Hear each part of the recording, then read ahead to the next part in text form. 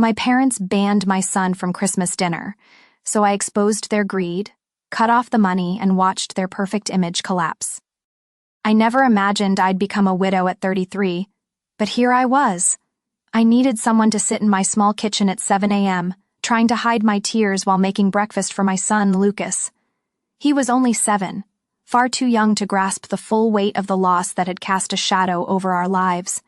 It had been 8 months since the terrible accident at the construction site took the life of the man I loved most, Daniel. Yet some mornings, the pain felt as fresh as if it had happened yesterday. Those first few months were a whirlwind: paperwork, lawyers, sleepless nights counting the hours. Sometimes I don't know how I made it through without the steady, quiet support of my in-laws, Linda and George. They were the light in the darkest room of my life. Every day after work, I stopped by their house to pick up Lucas. Linda would always greet me with a tight hug, and George would slip small envelopes of cash into my hand, as if afraid I'd say no. "Emily, just take it," Linda pleaded last week when I tried to shove an envelope back into her purse. "We know the insurance came through, but family is about lifting each other up, not counting every dollar." She was right. After Daniel passed, the insurance company paid out $250,000. Combined with my marketing job, we were financially stable. But what I truly appreciated about Linda and George wasn't the money. It was the unconditional love they showed Lucas and me. If only my own parents had a fraction of that kindness. Growing up, I was always in the shadow of my brother Brandon, the golden child. In their eyes, he was perfect. I was just the extra. Even now, with Daniel gone, the favoritism lived on, just redirected to the next generation. Lucas, curious, bright, always asking about the world, only received annoyed glances when he spoke. I still remember last Saturday afternoon when we stopped by my parents' house. Lucas excitedly pointed to the old grandfather clock in the living room, eyes wide with wonder. "Grandma, why does that clock make creaky sounds when it moves?" My mother sighed heavily, shot me a look, and muttered loud enough for Lucas to hear, "Can't you teach that boy to be quiet?" Brandon's kids never ask annoying things like that. My father, not even hiding his disinterest, quickly opened his laptop and handed Lucas a video game, as if to silence any more questions. Meanwhile, Brandon's 3 kids sat glued to their phones, barely acknowledging anyone. Yet, to my parents, they were well behaved. I forced a smile. I had long since learned that silence was often the only shield against their blatant favoritism. But inside, the hurt simmered like an ember that never went out. At least I had Linda and George. When I needed someone to pick up Lucas late due to work, they never hesitated. No complaints, no tallying favors, just love. Watching Lucas chatter to George about his science project, I silently thanked fate for bringing these in-laws into our lives. Life after loss is never easy, but it's the people who love you without condition who become the beacons lighting your path forward. That weekend, I brought Lucas to my parents' house for dinner as usual. The tension hit the moment we walked through the door. Anna, my older sister, had already arrived with her 3 kids, Jason, Lily, and Emma, who, as always, sat silently on the couch, eyes fixed on oversized tablets. Lucas, in his red reindeer sweater, lovingly knitted by Linda, cheerfully greeted everyone. He lit up at the sight of an antique phonograph in the corner and turned to my parents, eyes sparkling. "Grandpa, how does that machine play music?" That innocent question, meant to spark joy, earned only a glare from my mother. She set her utensils down with a harsh clang. "Emily, can't you teach him to be quiet for once?" she scolded. Anna's kids never ask so many questions. My father, without a word, reached into a drawer, pulled out a tablet, and shoved it into Lucas's hands. "Here, play a game. No more questions." I swallowed my protest, not because I agreed, but because I'd grown numb to these comparisons. Since childhood, Anna had been the pride, and I, the disappointment. Lucas looked at me, clutching the tablet. That sad, out-of-place look stabbed straight through me. Meanwhile, Jason was kicking the table leg, Lily popped gum noisily, and Emma giggled at some silly video. None of them had greeted our parents. Yet, my mother beamed with pride, turned to me and said, "See how well Anna raised her kids? They know how to behave. They don't bother the adults." I bit my lip. If good behavior meant staring at a screen and ignoring everyone, I'd rather Lucas ask 1,000 questions. At dinner, my mother placed Lucas far from the others. Anna's kids were seated in the place of honor. Every time Lucas spoke, she gave him a sharp look to silence him. Meanwhile, the sound from Jason's phone filled the room, and no one said a word. It all boiled over when Lucas softly asked, "Grandma, why do we eat soup before the main dish?" That harmless question made my mother drop her spoon with a sigh, as if he had committed a crime. "Emily, please control your child," she said coldly. "We're trying to enjoy a peaceful dinner." I clenched my fists under the table, cheeks burning with anger and shame, but I stayed quiet. Lucas eventually went silent, his face buried in his bowl, shoulders trembling. I watched the sweetest, brightest child I knew shrink into himself to appease people unworthy of his light. After dinner, Anna bragged that Jason would be getting a new iPhone despite his average grades. My mother gushed, "Such a good boy, so well-behaved. He deserves it." I said nothing, just quietly took Lucas's hand and led him to the porch. The winter air bit at my skin, a reminder that this place was no longer home. Lucas looked up at me, his brown eyes full of confusion. "Mom, did I do something wrong?" My heart ached. I pulled him close and whispered, "No, baby, you're perfect. I'm proud of you more than anything in the world." In that moment, I knew I'd have to make a hard decision soon to protect him, a decision I never thought I'd have to make against my own family. On Tuesday night, I got a call from my mother. Her voice was unusually sweet, instantly putting me on guard. "This Sunday, let's all have dinner together, Emily. There's something important we need to discuss," she said, leaving no room to decline. I showed up with Lucas on time, but even at the door, something felt off. My mom, who never cared about my food preferences, had cooked my favorite honey-roasted chicken. My dad, too, was different, asking about my job and Lucas, pretending to be interested in his curiosity. Near the end of dinner, the atmosphere shifted. My mom set her fork down and looked at me as if weighing something heavy. "Emily," she began slowly, "your father and I have something to ask. You know, families should support each other, especially after the kind of tragedy you've been through." A pit formed in my stomach. "We just want to know," my father cut in, "after Daniel passed, how much did the insurance company pay out?" I nearly dropped my glass. I froze, stunned they'd asked that. Maybe I was too tired, maybe I was just done hiding, but I answered hoarsely, "Around $250,000. Their eyes lit up with a glint I couldn't unsee. Pure greed. My mother smiled too eagerly. "Sweetheart, you've done so well holding everything together. But you know, our expenses are rising, our health's declining." I clenched my hands in my lap, a cold anger creeping in. Anna, silent until now, chimed in sweetly, "You know, Emily, I've decided to send Mom and Dad $400 a month. It's not much, but I do what I can." I looked at her.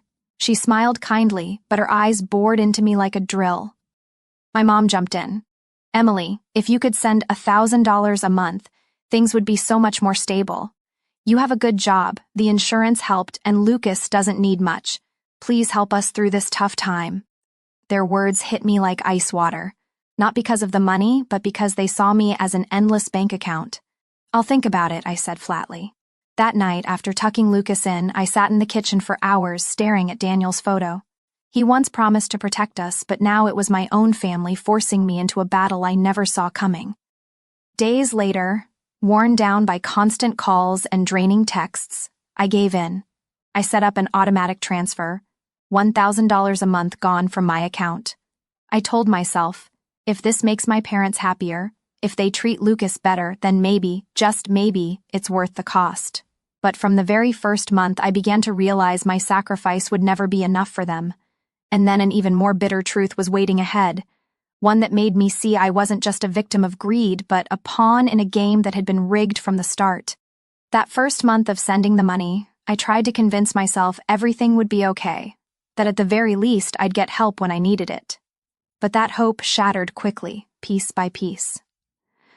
One Wednesday afternoon, I had an unexpected meeting at work and couldn't pick up Lucas after school. Linda had a mild cold, and George was at the shop getting the car serviced. Thinking it was time to lean on my own parents, I called my mom with a flicker of hope. "Mom, I've got a meeting today. Could you please pick up Lucas? I'd really appreciate it," I asked, trying to keep my voice steady. On the other end, my mom sighed heavily, the sound of something being chopped clattering in the background. "Oh, Emily, my back hurts so much. I can barely walk, let alone drive to get the boy," she groaned. "Why don't you call Anna? She's healthier than I am." I swallowed my disappointment, gave a half-hearted thank you, and called Anna. She just scoffed. "What are you thinking? I have to take Jason to basketball, Lily to piano, and Emma has a dentist appointment. Who has time to help you?" I sat frozen in my car, phone still pressed to my ear, heart sinking like a stone. With no other choice, I called George. 5 minutes later, he was already at the school, cheeks flushed from the cold but grinning ear to ear when he saw Lucas. He told me all about that mini volcano model he made in class. George beamed when he brought Lucas to me later that evening. Bright and curious, he's a fantastic kid. Those words, simple but heartfelt, were a balm to my worn-out soul. But it wasn't a one-time thing. Every time I needed help, my mom had a new excuse: headache, back pain, fatigue, a nail appointment, hosting friends. Another time, on Lucas's birthday, I wanted to throw a small party at home with just close family. I hesitantly asked my mom, "Would you be able to come early and help me prepare a little?" She answered flatly, "Oh, I already have a golf date with my friends. You'll have to manage." Meanwhile, Linda and George arrived early with a cake, balloons, and a giant gift box for Lucas. They decorated, cooked, and prepped everything as if it were their own grandchild's birthday. My eyes stung, watching Lucas wrap his arms around Linda and laugh joyfully.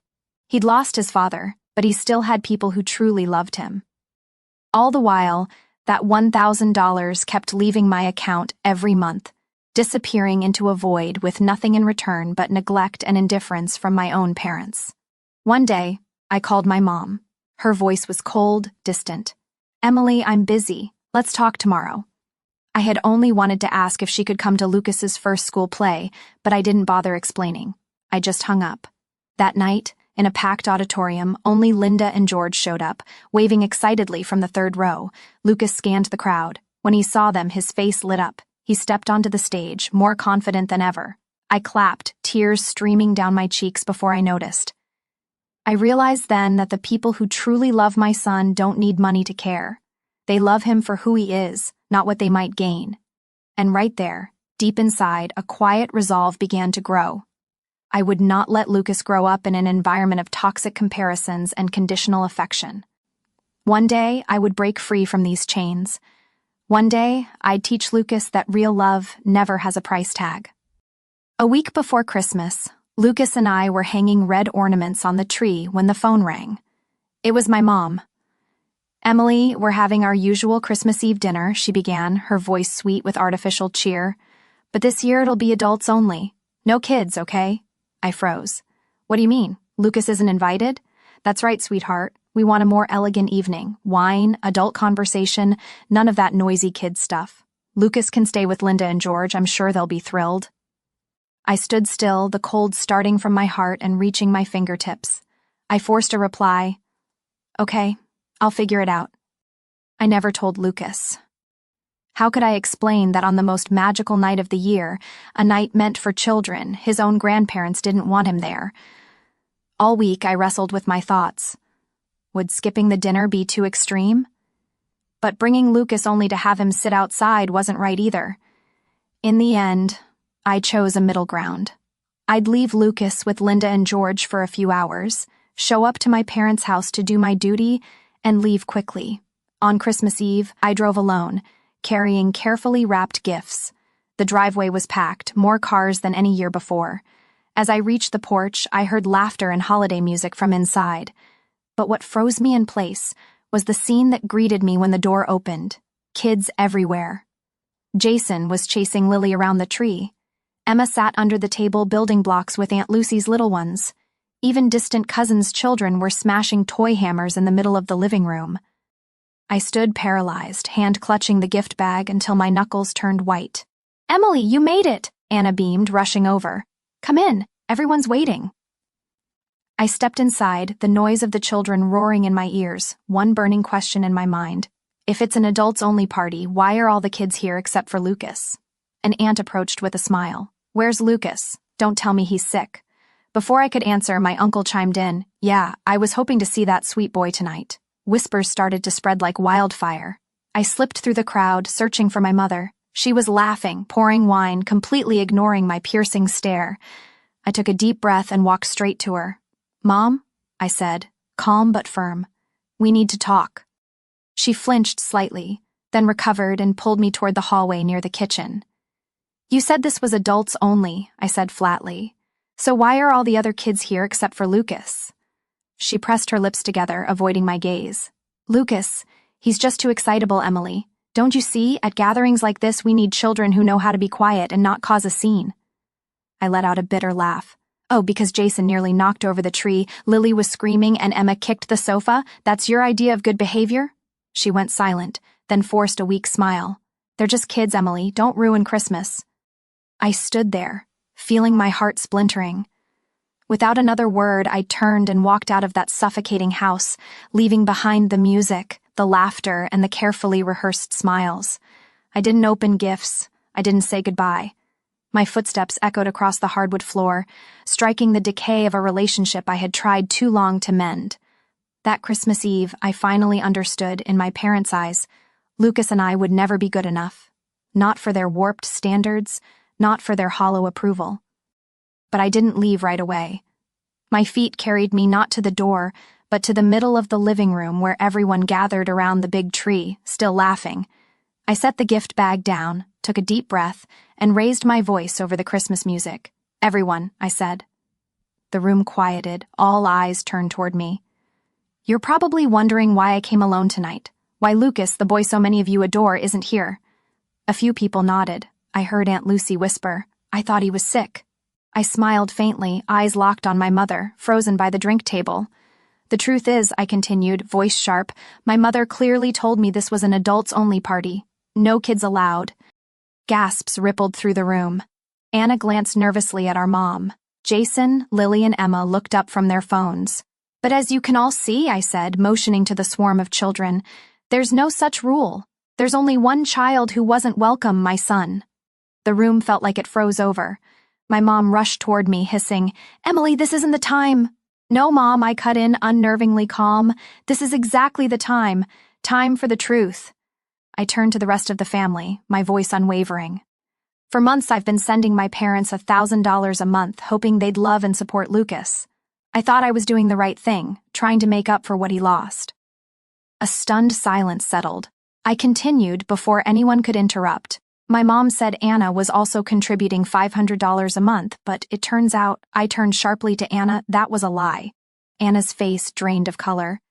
"Emily, I was just doing what Mom and Dad told me," she stammered. "You didn't send a single dollar, did you?" I asked, voice like steel. Anna looked down, unable to respond. The shockwave spread. My uncle stood up, glaring at my mom. "You made your youngest daughter pay your bills while your eldest lied and did nothing?" Aunt Lucy whispered, "How could you treat your own child this way?" The atmosphere turned into a storm of chaos. Voices of questioning, outrage, and blame swirled around my parents and Anna. My mom stammered, trying to explain. "We just wanted to help Anna when she was struggling. You've always been more independent, Emily." "So, independent?" I let out a dry laugh. "So, the price of independence is being taken advantage of, accepting that my son, a boy who lost his father, gets excluded from his own family on Christmas night?" My father, who had managed to stay cold and silent until now, finally snapped, "We don't need to humiliate each other in front of the whole family." I stared him down without blinking. "This isn't humiliation. This is the truth. The truth this family has been hiding under a mask of false morality for years." A heavy silence filled the room. Relatives began grabbing their coats, hurrying their kids toward the door, shaking their heads in disgust. I didn't wait another second. I turned and walked straight out, leaving behind the twinkling lights and stunned faces. Outside, snow had begun to fall softly. I looked up at the black sky, took in a sharp breath of freezing air, and felt lighter, as if I had finally broken free from a chain that had bound me for years. I left that house in silence, my shoes sinking deep into the thick snow covering the walkway. Each step peeled away a piece of the past I had clung to for far too long. When I opened the car door, my hands were still trembling slightly, but my mind had never been clearer. I sat down in the driver's seat, pulled out my phone, and opened the banking app. With a few taps, I canceled the automatic monthly transfer of $1,000 to my parents' account. A small message popped up, "Transaction canceled." a simple action, but it carried the weight of uprooting a wound that had been embedded in my heart for years. I started the car, pulled away from the house, and left behind the shouting and arguing that still echoed from inside. Within hours, the news had spread through the family. I didn't need to say a word. My parents' actions had exposed them on their own. The next morning, as I was making breakfast for Lucas in our warm kitchen, my phone buzzed nonstop. Message after message poured in from aunts, uncles, and cousins. "Emily, you did the right thing. We saw everything clearly. Don't let them drag you down again. You still have real family standing by your side." Each message felt like a soft, warm blanket wrapping around my heart. I hadn't felt this free in years. That afternoon, while playing with Lucas at the park, I got a call from Lisa, my cousin's wife. "You won't believe what happened last night, Emily," she said, her voice dropping as if sharing a secret. "After you left, the whole house exploded. Everyone started leaving, furious." She paused. "But that's not all." My grip on the phone tightened. "Anna's husband, Andrew," Lisa continued. "When he found out Anna had lied about sending money and helped deceive you, he lost it. He packed up the kids and said, right there in front of everyone, that he was taking Jason, Lily, and Emma to his parents' house for Christmas, and Anna could stay behind and think about what she'd done." I froze. Andrew was known for being calm, never the type to make a scene, but he'd made a firm choice, on Christmas night no less. "Anna cried and begged, but it didn't work," Lisa added. "Andrew said he needed time to think about the marriage. He couldn't believe the woman he trusted could be so cruel to her own sister."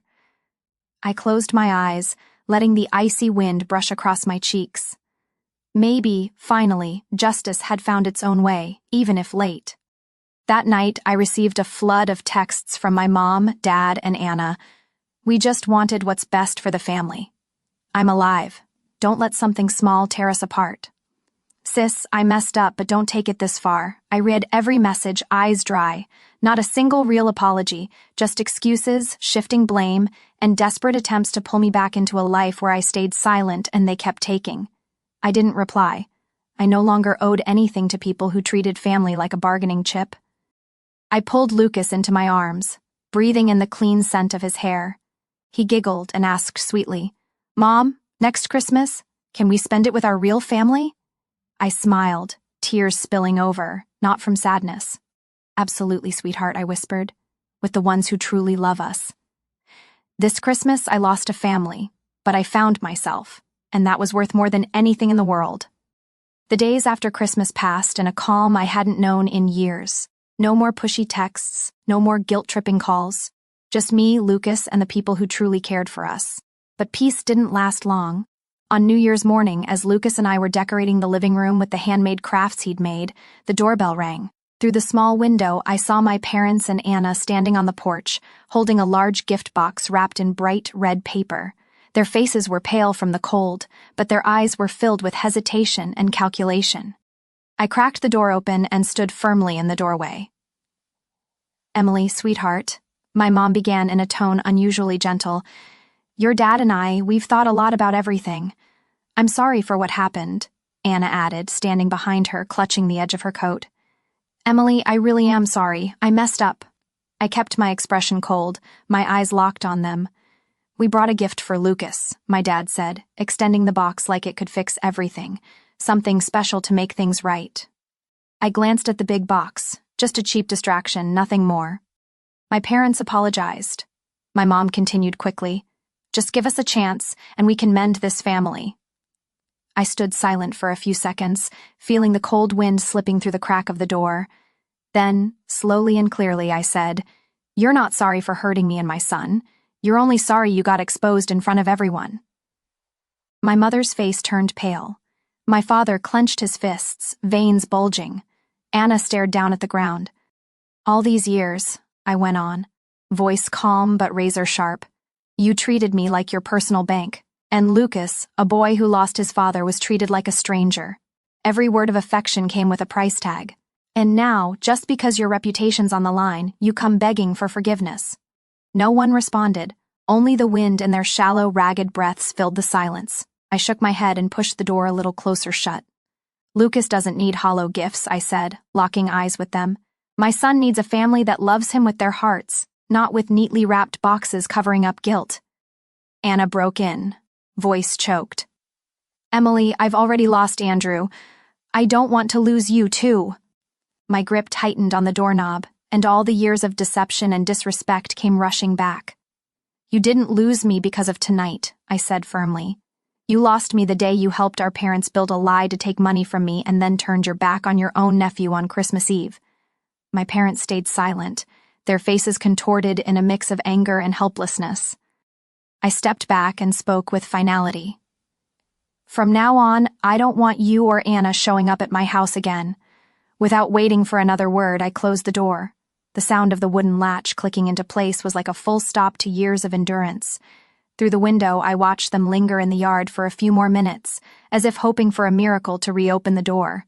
But that miracle would never come. Lucas came running in, holding the wooden train George had given him for Christmas. "Mommy, who was at the door?" he asked, eyes wide with curiosity. I knelt down and gently brushed his hair, smiling softly. "Just some people from the past, sweetheart." "But we don't need them to have a happy family." Lucas beamed, pulling me into the living room where the tree still sparkled with lights. And there, wrapped in the warmth of real love, I knew I had found a true home for us. That spring, I officially closed an old chapter of my life. The money that used to be drained from my account each month for my parents now went directly into a college savings fund for Lucas. Every time I saw that small but steady balance grow, I felt a quiet joy I couldn't put into words. I was building my son's future with love and intention, not by holding on to hollow relationships. Our lives changed quickly. No more guilt-tripping calls, no more suffocating dinners filled with comparisons and silent jabs, just peaceful afternoons, evenings full of laughter, and weekends overflowing with love. Sarah and George, my former in-laws, became an irreplaceable part of our lives. One Saturday afternoon, when I picked Lucas up from their place, he skipped to the car, clutching a model spaceship he and George had built together. "Mom!" Lucas beamed, eyes glowing. "Grandma and Grandpa said we're going to visit the Space Center in Houston this summer." I laughed, pure happiness welling up inside me. Lucas now had real grandparents, not the kind who demanded and manipulated, but the kind who truly loved and nurtured him. And it wasn't just Sarah and George. Daniel's extended family also opened their arms to us. Uncle Robert often invited us over for backyard barbecues. Aunt Kate taught Lucas how to bake cookies. His cousins, Alex and Henry, played baseball with him every weekend. Lucas, once a boy who kept his head down out of shame, was now confident and radiant. He asked 1,000 questions, and this time, instead of eye rolls, he was met with patient, loving answers. One evening, while I was reading on the sofa, Lucas quietly climbed into my lap. "Mom," he whispered, "can I call George and Sarah my real grandparents now?" I froze for a moment, tears shimmering in my eyes. I stroked his hair and whispered, "Of course you can, sweetheart. They are your real grandparents." From that day on, Lucas called Sarah and George Grandma and Grandpa without hesitation, and I knew in his young heart the meaning of family had been redefined, not by blood, but by love. We began building new traditions of our own. That Christmas, instead of squeezing into tense, guilt-ridden dinners, we hosted a small gathering at our home with Sarah, George, and our cousins. We baked cookies, decorated the tree, and sat by the fire sharing stories from the year. Lucas received so many gifts. Not expensive, meaningless ones, but presents chosen with love, a book about space, a small science kit, a warm sweater stitched with the words, "Dream Big," across the chest. That night, Lucas fell asleep on the couch, clutching his new teddy bear, and I sat beside him, heart overflowing with gratitude. I knew I had chosen the right path. I had walked away from a cycle of old wounds, broken free from relationships built on demands, not love, and instead created a new life for my son, a life where he was cherished, respected, and free to be himself. In the end, I realized that family isn't defined by blood. It's defined by love and genuine respect. Cutting ties with toxic relatives opened the door to a new life for me and Lucas, one filled with meaning, peace, and real connection. I no longer try to hold on to things that were never truly mine. Now each day is a step forward, building a future on values that matter, and a deep belief in a happier life for both of us.